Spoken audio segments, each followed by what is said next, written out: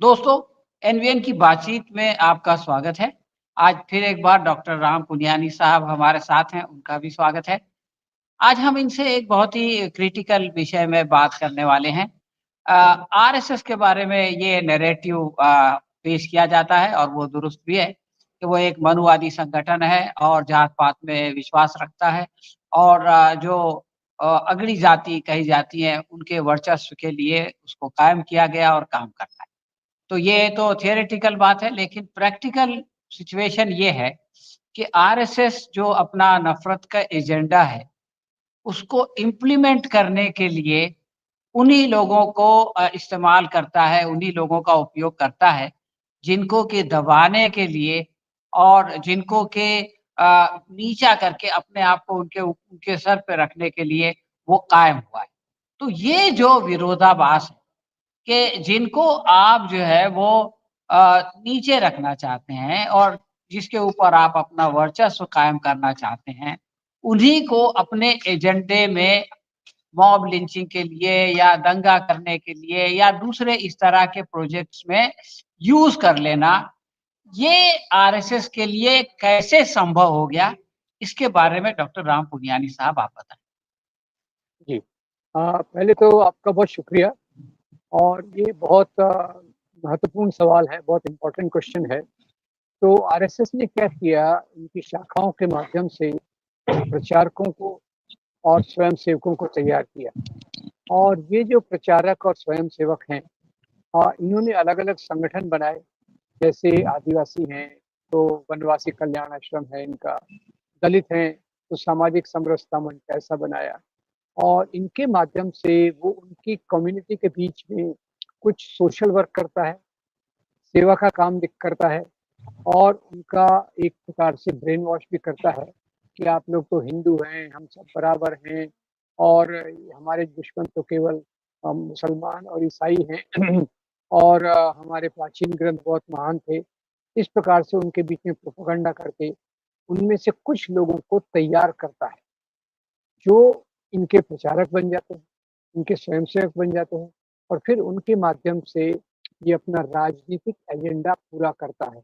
और जैसे आपने बिल्कुल सही फरमाया कि इनका जो राजनीतिक एजेंडा है, कुछ समाज के पिछड़े लोगों को दबाए रखना, उनके अधिकारों को उनको न मिलने देना, ये उनका एक मुख्य प्रकार से जो काम है, वो आरएसएस की एक नीति ये जो बनी खास तौर से ये 1900, वैसे तो 1950 से ही चालू हुई, पर 1950 के बाद धीरे-धीरे जैसे उनका काम कम्युनिटी में बढ़ता गया, तो एक तो होता है सोशल इंजीनियरिंग, दूसरा होता है सोशल इंजीनियरिंग में से कुछ लोगों को अपनी तरफ खींच लेते हैं, अपनी तरफ अपने साथ जोड़ देते हैं, कुछ लोगों को लालच, कुछ लोगों को प्रलोभन देते हैं और दूसरा एक होता है संस्कृताइज़ेशन।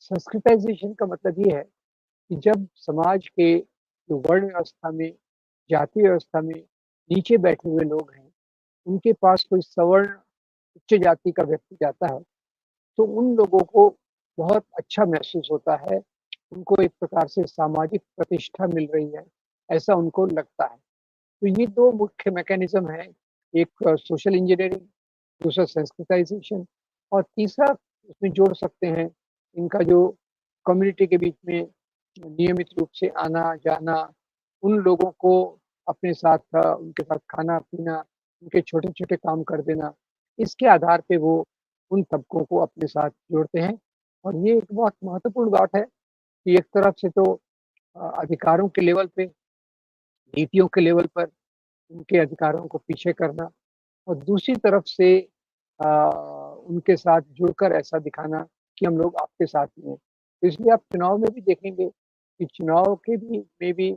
जैसे आदिवासी क्षेत्र है, तो वहाँ बीजेपी की बहुत सीटें आती थी। अभी तक दलितों में भी पहले कहीं-कहीं आती थी, अभी तो उतना नहीं है क्योंकि बाकी दलित संगठन काफ़ी ऊपर आ गए हैं।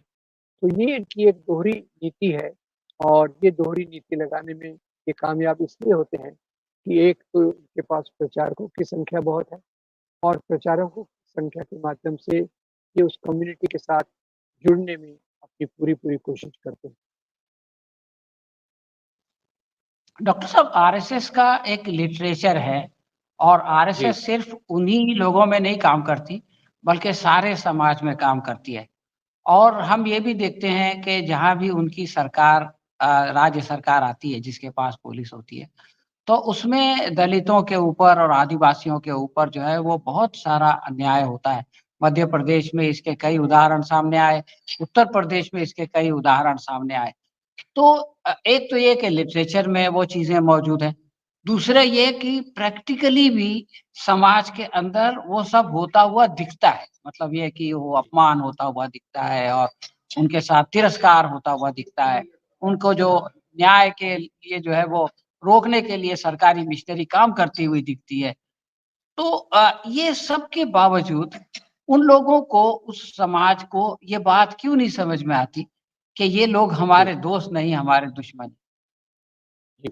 और देखिए उसका मुख्य कारण ये है कि इनका जो प्रोपेगेंडा विंग है एक तो शाखाओं के माध्यम से, दूसरा स्कूलों के माध्यम से शिशु मंदिर, सरस्वती शिशु मंदिर और एकल विद्यालय उसके माध्यम से और तीसरा अभी सोशल मीडिया के माध्यम से ये अपना वर्चस्व स्थापित करते हैं, जिससे वो लोगों को महसूस नहीं होता कि ये लोग हमारे ऊपर अत्याचार कर रहे हैं।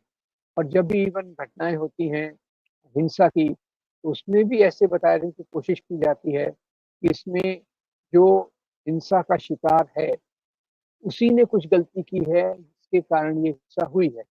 और क्योंकि इनका जो फैलाव है, इन्फिल्ट्रेशन फैलाव है, वो पुलिस में भी है, ब्यूरोक्रेसी में भी है और उनकी राजनीतिक पार्टी तो स्ट्रॉन्ग है ही। तो इसके कारण जो लोग इस इनके घोंसले में आ जाते हैं और इसके कारण बहुत ज़्यादा इनके विरोध में उसके कारण नहीं जाते। ये आपने भी बहुत सही सवाल किया है कि एक तो जब ये वहाँ बीजेपी सत्ता में आती है, तो आरएसएस को वहाँ फैलने की, अपना काम करने की जो ये रहती है, आज़ादी रहती है, वो पहले से बढ़ जाती है और इस कारण से भले ही उन पे अत्याचार होता है, वो इसको देख नहीं पाते कि हमारे ऊपर अत्याचार हो रहा है। ये और ये प्रोपेगेंडा के इसमें बादल में प्रोपेगेंडा के बादल में वो जो समाज की सच्चाई है, उन तक पहुँचती नहीं। डॉक्टर साहब, आपने अभी थोड़ी देर पहले कहा था कि लालच के ज़रिए से इनको भी करीब किया जाता है। तो ये जो जी, प्रलोभन की बात है, तो ये जी। किस तरह का प्रलोभन दिया जाता है और उस समाज के किन लोगों को वो प्रलोभन दिया जाता है और उनको उससे क्या फ़ायदा होता है?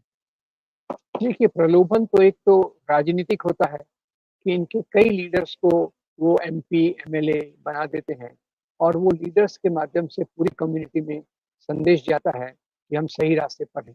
जैसे आप देखेंगे कि कई दलित लीडर्स तो यहाँ तक कहते हैं कि जो जो पार्टी सत्ता में आएगी, हम उनके साथ जाएँगे। तो इसके उदाहरण मुझे बताने की कोई ज़रूरत नहीं है।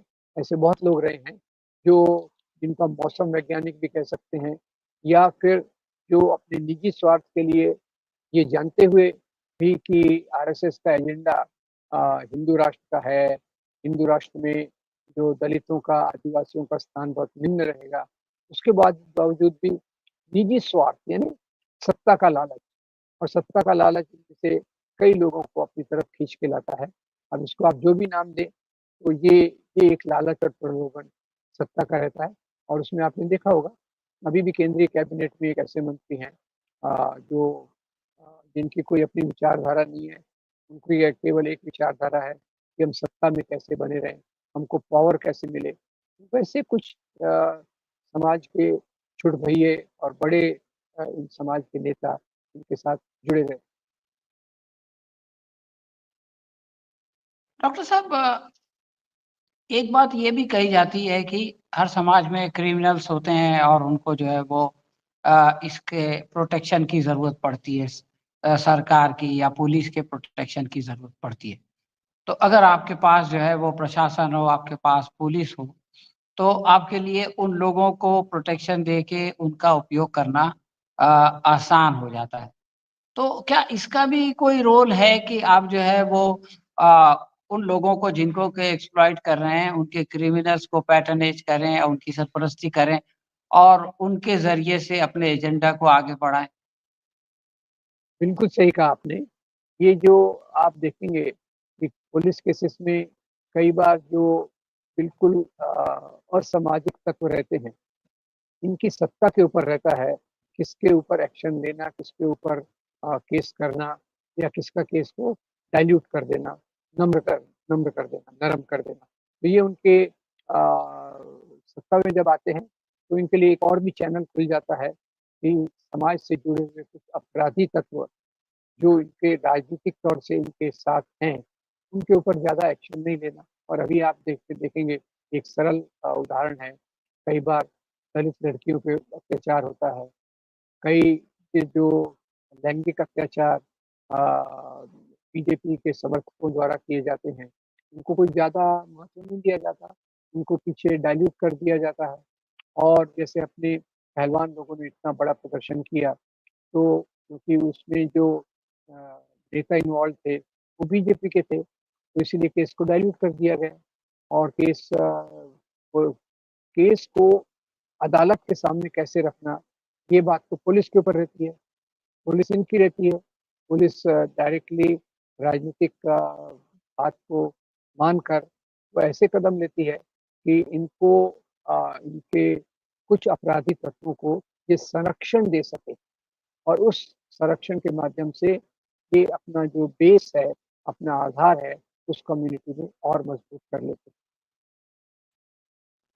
डॉक्टर साहब आखिरी प्रश्न ये है कि डॉक्टर अंबेडकर का एक कौल बहुत मशहूर है कि उन्होंने कहा था कि आप जो है वो गुलामों को उनकी गुलामी का एहसास दिला दो, तो फिर वो अपने आप जो है वो गुलामी की ज़ंजीरें तोड़ देता है। तो ये जो एक तरह की हम इसको गुलामी कह सकते हैं, जो ज़हनी गुलामी है या ये है कि उसका प्रैक्टिकल वो भी होता है। तो इसका एहसास दिलाने के लिए, इसको रियलाइज़ कराने के लिए आप क्या समझते हैं क्या करना पड़ेगा? कि ये बताना है देखिए कि भई देखो जिनके लिए आप जो है वो इंस्ट्रूमेंट बने हुए हैं, जिनके आप आलयकार बने हुए हैं, वो असल में आपको एक्सप्लॉइट कर रहे हैं और वही जो है वो आपके दुश्मन रहे हैं और आगे भी वो आपको दबा के रखना चाहते हैं। देखिए सलीम साहब, ये आपने जो बात कही, ये मेरे ख़्याल से समाज का सबसे बड़ा प्रॉब्लम आज है, सबसे बड़ी समस्या है। और लोगों में जो चेतना फैलाई गई है, उसमें आरएसएस का बहुत महत्वपूर्ण स्थान रहा है। इसने लगातार काम करके ऐसी चेतना को लोगों तक पहुँचाया है, जो समाज को बाँटने वाली है, जो लोकतंत्र के खिलाफ है, जो संविधान के खिलाफ है। तो ये चेतना कि हमारे अधिकार बराबर हैं, हमारा कोई भी धर्म हो, कोई भी जाति हो, हम स्त्री हो या पुरुष हो, हम सबके अधिकार बराबर हैं। ये चेतना फैलाने के लिए एक मशीनरी खड़ी करने की ज़रूरत है। कम्युनिटी में इनके सवालों के साथ-साथ कुछ इस प्रकार का जो प्रचार-प्रसार अम्बेडकर जी के विचार हों, संविधान के विचार हों, उनको इन लोगों तक ले जाना, वो लिफ़लेट्स के माध्यम से हो, वीडियोज़ के माध्यम से हो और बाकी तरीकों से पोस्टर और ये चीज़ों के माध्यम से हो, ये मेरे ख़्याल से आज बहुत ज़रूरी हो गया है। मैं तो लोगों को रिक्वेस्ट करता हूँ कि जो भी सक्रिय कार्यकर्ता हैं, अपने-अपने व्हाट्सएप ग्रुप बनाएँ और आज अच्छे मटीरियल की कमी नहीं है। अच्छे मटेरियल की कमी नहीं है, वो मटेरियल को लोगों तक पहुँचाने के लिए काम करना ज़रूरी है। और ये आज हमारे प्रगतिशील आंदोलन का एक सबसे कमज़ोर पहलू है। इसने आंदोलन बहुत अच्छे किए, बहुत अच्छे मुद्दों को वो सामने लाया, उसकी बहुत अच्छी एक्सप्लेनेशन दी, पर लोगों तक ये चेतना ले जाना कि दलितों का शोषण कैसे हो रहा है, बाबा साहब के विचार क्या थे, संविधान के स्वतंत्रता, समता, बंधुता का वास्तविक मतलब क्या है? ये ले जाने का काम मेरे ख़्याल से जितना होना चाहिए था, उतना हुआ नहीं। बहुत-बहुत शुक्रिया डॉक्टर साहब। असल में ये मुश्किल सवालात थे जो कि आम तौर से डिस्कस नहीं होते और जिस पे हर कोई जो है वो एक्सप्लेनेशन भी नहीं दे पाता। तो इसलिए हमने सोचा था कि आपको इसके लिए ज़हमत दें, ताकि लोगों की समझ में आए कि वो जो चेंज लाना चाहते हैं, जो परिवर्तन लाना चाहते हैं उसमें कहाँ पर जाकर के जो है वो बात फँसती है और उससे निकलने का क्या रास्ता है। आपने समय निकाला इसके लिए बहुत-बहुत शुक्रिया। धन्यवाद। आपका भी शुक्रिया, आपका भी शुक्रिया। धन्यवाद।